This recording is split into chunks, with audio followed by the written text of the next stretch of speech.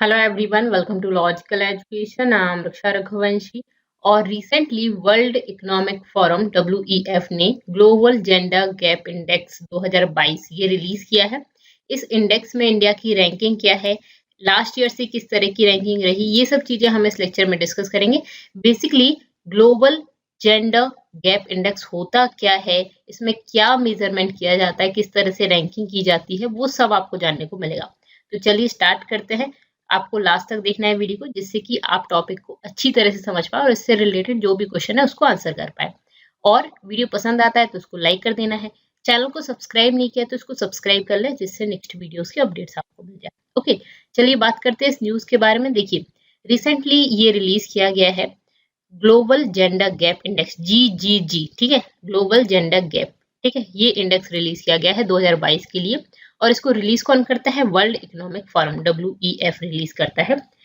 इस इंडेक्स में 146 कंट्रीज की रैंकिंग की गई, उसमें से इंडिया की रैंक आई है 135। 146 में से कितनी आई है इंडिया की रैंकिंग? 135, ठीक है। अगर हम बात करें 2021 की, तो 2021 में इंडिया की रैंकिंग आई थी 140 आउट ऑफ 156 कंट्रीज। यहाँ पे 146 कंट्रीज में से 135 आई है, 140 आई थी 2021 में 156 कंट्रीज में से, ठीक है। ओवरऑल स्कोर की बात करें हम, तो वो इम्प्रूव हुआ है 2021 में। ये बेसिकली 0 से 1 तक लेके ये स्कोर होता है 0.625। ये स्कोर 2021 में था 0.629, ये अभी हुआ। तो ओवरऑल थोड़ा सा अगर हम बात करें तो ये इम्प्रूव हुआ है, ठीक है। 7th हाईएस्ट स्कोर है इन लास्ट 16 ईयर्स, ठीक है। लास्ट 16 ईयर्स में 7th हाईएस्ट स्कोर है, ठीक है। तो अगर हम 16 साल की बात करें तो 7वें नंबर पे हम जो इम्प्रूवमेंट है उसमें आप 7वें नंबर पर हम हाईएस्ट स्कोर लाए हैं, ठीक है। इससे पहले 6 बार और ला चुके हैं। ओके, क्लियर है, ठीक है। अब बात आती है जेंडर गैप क्या है। बेसिकली जेंडर मतलब मेल और फीमेल, ठीक है, वुमेन और मैन के बीच में डिफरेंस बताता है। अब कैसा डिफरेंस बताता है? तो कितना वुमेन और मैन को किस किस फील्ड में इक्वालिटी प्राप्त है, या कितनी इक्वालिटी है, या उनको रिसोर्सेस का कितना यूज दोनों को बराबर मिल रहा है। जैसे कि सोशल में, पॉलिटिकल में बेसिकली वुमेन और मैन दोनों को क्या बराबर चांसेस मिल रहे हैं या नहीं मिल रहे हैं, इंटेलेक्चुअल, ठीक है, सभी तरह के, इकोनॉमिक, ये सारे के सारे। जैसे कि जॉब्स है, सैलरी अगर है तो सैलरी वुमेन और मैन को बराबर मिल रही है क्या? वो एक जैसा काम कर रहे हैं तो एक जैसी सैलरी मिल रही है? एक बराबर काम कर रहे हैं तो क्या एक बराबर सैलरी मिल रही है? तो ऐसा नहीं है, ठीक है। तो इसी चीज के डिफरेंस को ये बताता है। ओके, इंडिया का रिपोर्ट कार्ड की अगर हम बात करें तो यहाँ पे 4 फैक्टर्स हैं जिन पर ये बताया जाता है। Political empowerment, economic participation and opportunity, मतलब बेसिकली अपॉर्चुनिटी कितनी मिल रही है, इकोनॉमिक पार्टिसिपेशन कितना है, वुमेन का भी उतना ही पार्टिसिपेशन है जितना मैन का है या नहीं है, ठीक है।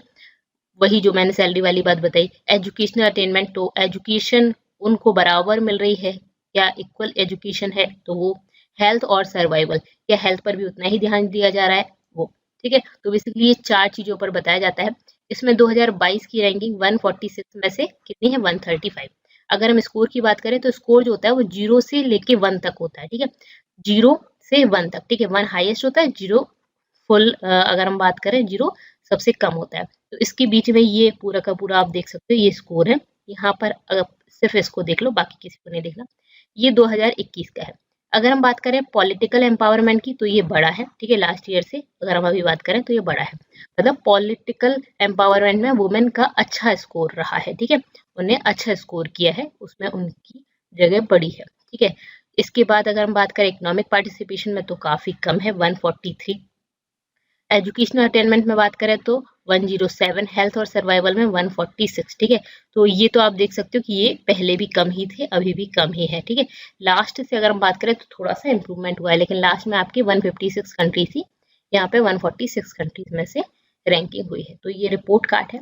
अब अगर हम आगे बात करें तो यहाँ पे ये जो बेंचमार्क कंट्रीज हैं on their progress towards gender parity in 4 की डायमेंशंस, ठीक है। ये 4 की डायमेंशंस कौन सी है? जो मैंने अभी आपको बताया, इकोनॉमिक पार्टिसिपेशन एंड अपॉर्चुनिटी, ठीक है। तो उसमें इंडिया की रैंक आप ऑलरेडी देख चुके हो। एजुकेशनल अटेनमेंट में, हेल्थ एंड सर्वाइवल और पॉलिटिकल एम्पावरमेंट। तो इन सभी ये जो 4 की डायमेंशन है, इनमें बेसिकली रैंकिंग दी जाती है, इनमें रैंक दी जाती है कि कितने में से कितनी है, और इन सब का टोटल करके, जैसे कि आपके 5 सब्जेक्ट्स हैं, 6 सब्जेक्ट हैं, उन सभी में आपको अलग अलग मार्क्स हो गए, और उन सभी में इंडिविजुअल आपकी क्या रैंक आ रही है क्लास में, और टोटल पूरा टोटल निकाल लिया, और टोटल कितनी रैंक आ रही है आपकी क्लास में। तो ये वही वाली चीज हो गई, इंडिविजुअल एक एक सब्जेक्ट में आपकी क्या रैंक आ रही है। मैथ्स में आप फर्स्ट आए हैं, ठीक है, इस तरह से भी आप देखते हो, इंग्लिश में आप फर्स्ट आए हो या सेकंड आए हो, वो देख लिया।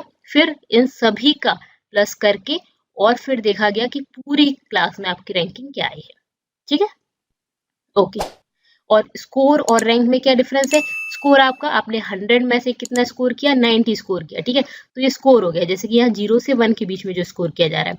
और रैंकिंग क्या हो गई आपकी, जितने भी स्टूडेंट्स थे, लाइक आपकी क्लास में 30 स्टूडेंट्स थे, तो उसमें से आप थर्ड पोजीशन पे हो, ठीक है, तो जैसे कि 146 में 143 पोजीशन पे है इकोनॉमिक और participation, economic participation and opportunity, ठीक है। तो ये बेसिकली रैंकिंग वगैरह आपको समझ आ गया होगा। आगे बात करते हैं, ये जो 4 सब इंडिकेटर्स है, as well as on the overall index on GGG, ठीक है, ग्लोबल जेंडर गैप इंडेक्स, ठीक है, प्रोवाइड्स स्कोर्स बिटवीन 0 to 1। मैंने यही बताया आपको, 0 से 1 के बीच में ये स्कोर बताता है। 0 क्या बताता है यहाँ पे, और 1 क्या बताता है, जेंडर पैरिटी बताता है। फुल जेंडर पैरिटी मतलब अगर आपका स्कोर 1 है तो आप पूरी तरह से उसमें पास हो, ठीक है, तो 100 में से 100 मार्क्स है। 0 है कंप्लीट इम्पैरिटी है, ठीक है, 0 मतलब बिल्कुल 100 में से 0 मार्क्स हो गए। तो ये बेसिकली बताता है 0 से 1 के बीच में रैंक है, इसीलिए तो 0.629 0.62 है, ठीक है, ये है लॉन्गेस्ट स्टैंडिंग इंडेक्स है। ये क्लियर हो गया, ओके। अब ग्लोबल फाइंडिंग्स में अगर हम बात करें तो रैंकिंग की अगर हम बात करें तो इंडिया की रैंक तो काफी पीछे है। सबसे अच्छी रैंकिंग किसकी है, तो आइसलैंड जो है वो फर्स्ट पोजीशन पे है। World most gender equal country है, दुनिया में अगर हम बात करें सबसे ज्यादा जेंडर इक्वल कंट्री, जिसमें जेंडर इक्वली ट्रीट किया जाता है, दोनों को इक्वली अपॉर्चुनिटीज दी जाती हैं, तो वो है आइसलैंड, ठीक है। अगर हम बात करें टॉप 5 कंट्रीज की, तो फर्स्ट पे तो आपका आइसलैंड आ गया, फिर फिनलैंड, नॉर्वे, न्यूजीलैंड और स्वीडन, ये सेकंड, थर्ड, फोर्थ, फिफ्थ इसी तरह से लिखा हुआ है, ठीक है, Finland, Norway, New Zealand, Sweden, okay. अब अगर हम वर्स्ट परफॉर्मिंग कंट्री अगर बात करें तो अफगानिस्तान है। वर्स्ट परफॉर्मिंग कंट्री कौन सी है, अफगानिस्तान है, ठीक है। यहाँ पे महिलाओं को बिल्कुल भी किसी भी तरह की कोई फैसिलिटी नहीं दी जाती, आपको भी पता होगा। तो अफगानिस्तान कैसा है, वर्स्ट परफॉर्मिंग कंट्री में है। GGG score, GGG is closed by 68.1।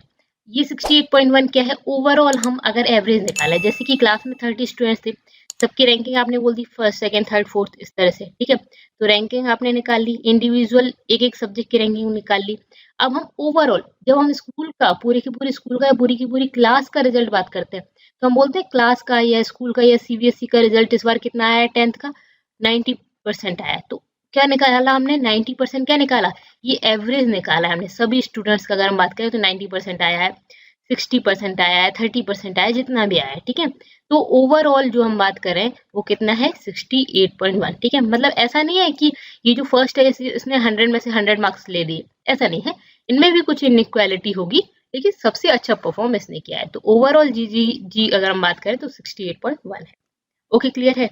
At the current rate of progress, it will take 132 years to reach full parity। अगर हम बात करें 100 में से 100% आ जाए, अब ये तो आइडल कंडीशन है, 100 में से 100, अगर 100 में से 100 चाहते हैं तो इस तरह से अगर हम आगे बढ़ते गए तो हमें कितना टाइम लगेगा, 132 ईयर्स लगेंगे, 132 ईयर्स लगेंगे फुल पैरिटी के लिए। मतलब एक में से एक मार्क्स लाना है तो आपको 132 ईयर्स लगेंगे, इस तरह से चलते रहे तो, ओके। और आगे बात करते हैं तो यहाँ पे no country achieved full gender parity, यही मैंने आपको बताया, आइसलैंड फर्स्ट नंबर पे, लेकिन उसको भी फुल मार्क्स नहीं मिले, 100 में से 100 नहीं मिले, उसको भी क्या 100 में से कुछ कम ही मिले होंगे। यहाँ पे टॉप 3 इकोनॉमीज जो है close at least 80% of their gender gaps, ठीक है। यहाँ पे आइसलैंड जो है उसका कितना है, 90.8% है, ठीक है, 90.8% है। फिनलैंड का 86% है, नॉर्वे का 84.5% है। साउथ एशिया जो है उसका बहुत कम है, उसको लॉन्गेस्ट टाइम लगेगा टू रीच जेंडर पैरिटी, ठीक है, इस तक पहुंचने में उसको सबसे ज्यादा टाइम लगने वाला है। आइसलैंड का भी कितना है, 90.8%, उसने 90% स्कोर किया है, मतलब, ओके। ये तो हो गई रिपोर्ट। अब बात करते हैं WEF के बारे में, वर्ल्ड इकोनॉमिक फोरम, क्योंकि इसी ने रिपोर्ट निकाली तो इसके बारे में आपको पता होना चाहिए। ये एक इंटरनेशनल ऑर्गेनाइजेशन है for public private cooperation. Basically इसको स्टेब्लिश किया गया था 1971 में, और ये एक नॉन फॉर प्रॉफिट ऑर्गेनाइजेशन है, मतलब नॉन प्रॉफिट ऑर्गेनाइजेशन है बेसिकली। और इसका हेडक्वार्टर कहाँ पे है? जेनेवा, स्विट्जरलैंड में। ये काफ़ी सारी रिपोर्ट्स निकालता है, तो इसकी में जो मेजर रिपोर्ट्स हैं जिनके बारे में आपको पता होना चाहिए, तो एक तो यही है आपका, और इसके अलावा energy transition index, global competitiveness report, global IT report, global gender gap report जो अभी रिसेंटली आया है इंडेक्स, इसके अलावा global risk report, global travel and tourism report. तो ये इतनी सारी रिपोर्ट्स हैं इसकी जिसके बारे में आपको पता होना चाहिए। यहाँ पे हमने WEF के बारे में जाना, प्लस जो रिपोर्ट आई है इस रिपोर्ट के बारे में जाना, जेंडर गैप रिपोर्ट। तो आपको कैसा लगा आप मुझे जरूर बताइएगा, आपके एग्जाम के लिए इम्पोर्टेंट भी है। तो चलिए यहाँ पे ही हमारा लेक्चर कंप्लीट होता है। इस वीडियो की अगर आप PDF चाहते हैं तो टेलीग्राम चैनल को ज्वाइन कर सकते हैं। इसके अलावा इंस्टा, फेसबुक पर भी आप मुझसे जुड़ सकते हैं। That's all for this lecture. पसंद आया तो लाइक करना है, चैनल को सब्सक्राइब कर लेना है और अपने फ्रेंड्स के साथ शेयर करना है। Thank you so much, thanks for watching.